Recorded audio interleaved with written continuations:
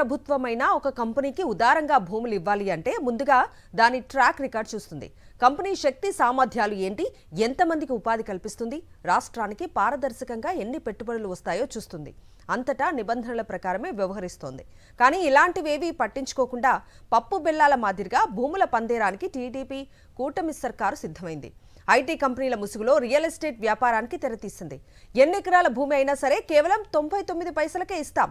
IT పేరుతో వాణిజ్య సముదాయాలు ఏర్పాటు చేసుకోండి, ఆ తర్వాత మార్కెట్ ధరకు అమ్మేసుకోండి అంటూ land incentive for tech hubs పేరుతో విలువైన భూములను కొట్టేసేందుకు ప్రభుత్వ పెద్దలు స్కెచ్ వేశారు. ఐటీ కంపెనీల్ని ఆకర్షిస్తున్నామంటూ పక్కా రియల్ ఎస్టేట్ వ్యాపారానికి కూటమి నేతలు తెరతీశారు.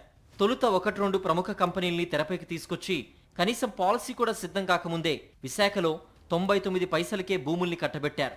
ఈ క్రమంలో ఊరు పేరు లేని ఉర్సాకు కారుచౌకగా భూముల్ని కట్టబెట్టే యత్నాలపై తీవ్ర విమర్శలు వ్యక్తం కావడంతో ఉలిక్కిపడి లిఫ్ట్ పేరుతో ఓ పాలసీని తీసుకొచ్చారు. ఉర్సా లాంటి వందలాది పత్తాలేని కంపెనీల్ని సృష్టించి తమకు కావాల్సిన వారికి భూములు అప్పనంగా అప్పగించేందుకు సిద్ధపడ్డారు. అసలు టెక్నాలజీతో సంబంధం లేని కంపెనీలకు భూముల్ని దారాదత్తం చేస్తున్నారు. తొలుత విశాఖలో ఐటీ కంపెనీలను ప్రోత్సహించి ఇదే తరహాలో రాష్ట్ర వ్యాప్తంగా భూములను ఐటీ శాఖ కార్యదర్శి కేటాయించనున్నట్లుగా కాటమనేని భాస్కర్ ఉత్తర్వుల్లో పేర్కొన్నారు. ఐటీ కంపెనీలను ఆకర్షించేందుకు ఇప్పటికే AP IT and global capability centres policy 2024-29 ప్రకటించిన రాష్ట్ర ప్రభుత్వం ఇప్పుడు రియల్ ఎస్టేట్ సంస్థలకు భూములు కేటాయించడం కోసం ప్రత్యేకంగా లిఫ్ట్ పాలసీని తెరపైకి తెచ్చింది.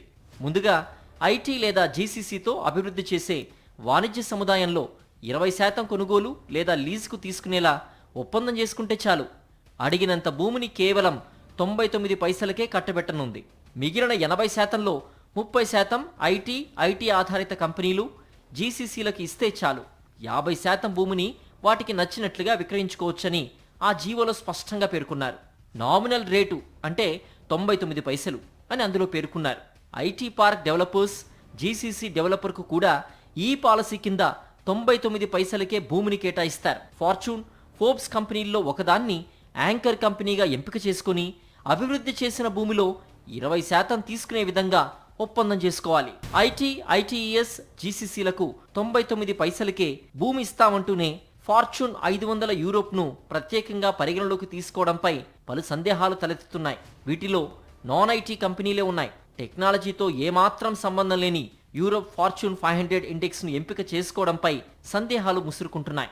ఈ ఇండెక్స్లో నల్లధన రాజధాని స్విట్జర్లాండ్కు చెందిన 36కు పైగా కంపెనీలు ఉన్నాయి. ఈ నేపథ్యంలో ప్రత్యేకంగా ఫార్చ్యూన్ 500 యూరోప్ ఎందుకన్న దానిపై ఉన్నతాధికారులు అనుమానాలు వ్యక్తం చేస్తున్నారు.